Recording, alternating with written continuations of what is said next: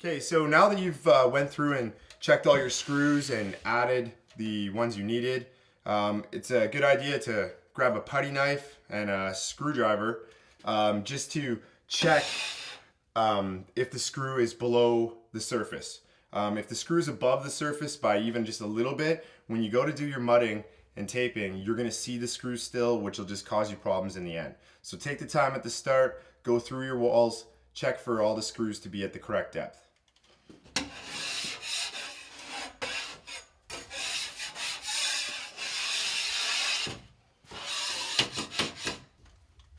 Okay, so this one right here that's made the sound of the metal contact to metal is too high. It's above flush. So if I was to skim mud over top of that, I'm still going to be seeing that screw. So with your Phillips screwdriver, run it in, give it a couple turns, and we're good to go.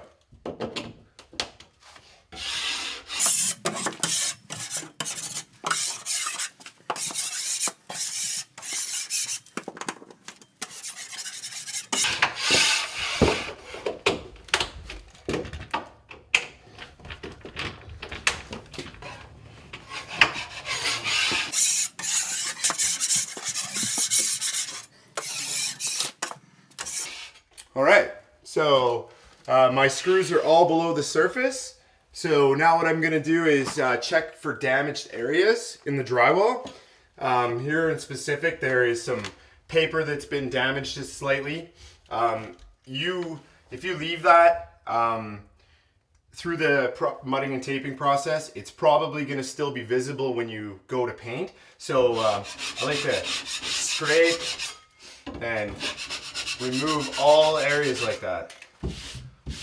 I've come across this damaged paper area on the drywall. This is something that you've got to fix as well.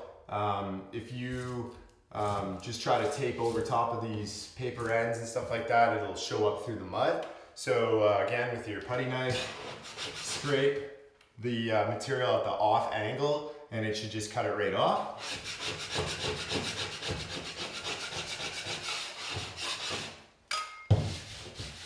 And again, this area is going to need a smooth patch over top of it just to flush everything up again, and then you should be able to see it when the paint's done. Okay, so this is some damage at the ceiling. When we were trying to lift the sheet of drywall up, it was cut a little tight to the corner, so it blew out the piece of drywall. Now, you've got to go through areas like this, fill them in with a thicker drywall mud, typically unmixed drywall mud, to start and get it flushed up before you can begin with your paper taping. So I'm just gonna get rid of all this stuff.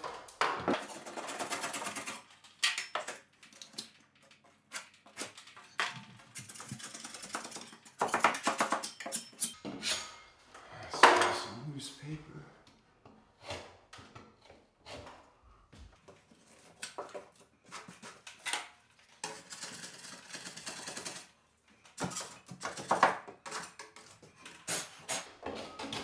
Okay, so this has all been freed of all the loose material that was dangling there. Oh. So it's now ready to be filled. Got some drywall mud that is quite a bit thicker. It's unmixed, so it'll kind of glue into the joint better.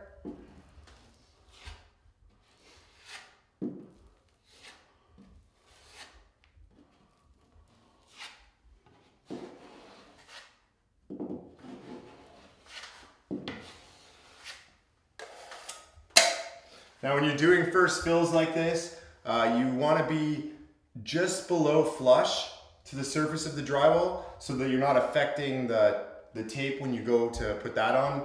If you're below flush a little bit, it'll bump down. So we'll just let this patch dry for the next day. And if it is lower than the surface, you can just sand it down, bringing it flush to the surface and begin with your paper taping. Okay, so this is a situation where the drywall has a gap on an inside corner. I'm definitely going to want to fill this in before I apply my paper tape. If I put my paper tape in the corner and I'm trying to trowel down on it and this inside corner is not fit, then I run into problems like that. So again, with your thicker mud,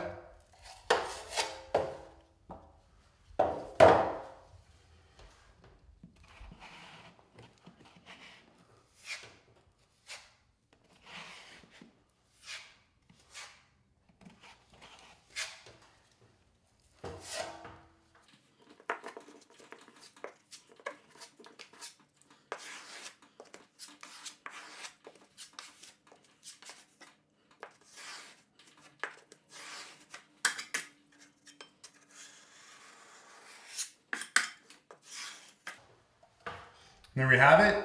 The void is all filled. When I let this dry and I come back to put my paper tapes on, I shouldn't have the problem of it sinking inside the crack that's there. Okay, so I'm going to mix up my mud now. This mud just comes quite thick and hard to use. You can see that I can't even really mix it up. So I'm gonna add water to get it to a nice thin consistency so that it allows me to spread it easier on the wall.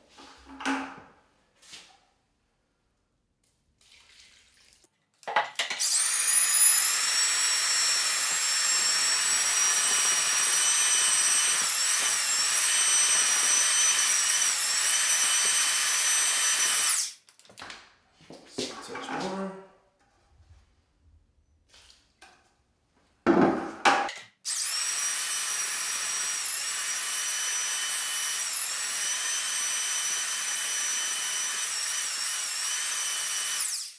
Okay, so now I'm finished mixing. You can see that it's nice and thin. It makes it easier to spread on the wall. Nice thing about drywall mud is as it dries and you need to add more water and mix it up again, you can do that at any time you need. Okay, so now that you've got your mud mixed, what I'm going to show you is an inside corner ceiling joint. So I'm gonna start with my 3-inch putty knife and my box to hold it. Just fill up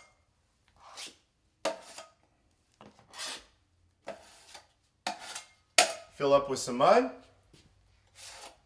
gonna start just getting these screws that are in the areas that we're gonna be working on.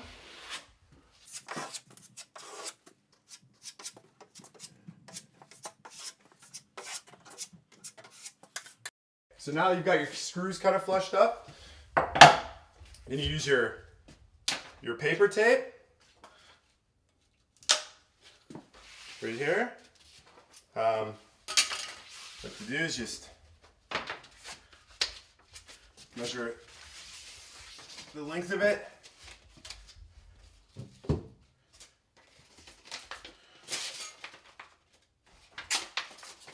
Doesn't have to be approximate, make it a little longer if you need. Because it's going on the inside corner, you need to fold the paper down the center. It's quite easy to figure out where to fold it because they've got kind of a pre-folded line on the paper. So begin going down the whole length of it. Okay, so this paper is prepped for the inside corner. Just leave that off to the side.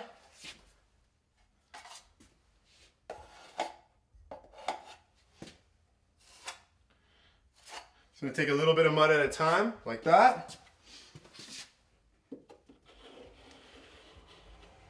Apply a thin layer.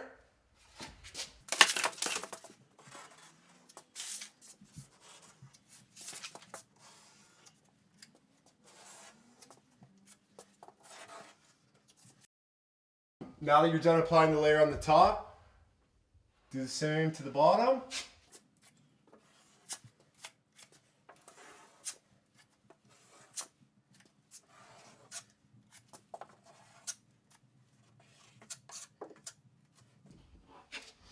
Okay, so I've got about 1.5 inches of mud spread on the bottom part of the joint 1.5 inches at the top. Because we mixed our mud to the perfect consistency, you can see how it's sticking to the wall, not dripping off, not hard to spread. So this is what you're looking for before you're going to press your tape into it. So now we've got all our mud spread on in the inside corner. My paper tape cut to the approximate length and folded. Just going to press it into the mud, following that corner.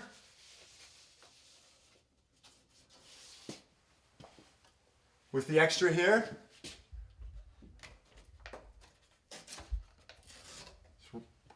tear it off.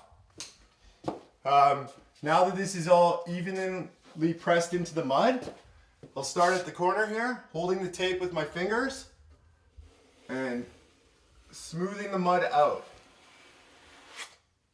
So you can see that I've squeezed this from out behind the tape. So you just got to go along that and get this all roughly done, and then you'll come through it one more time to make sure you're happy with how flush it is and how it looks.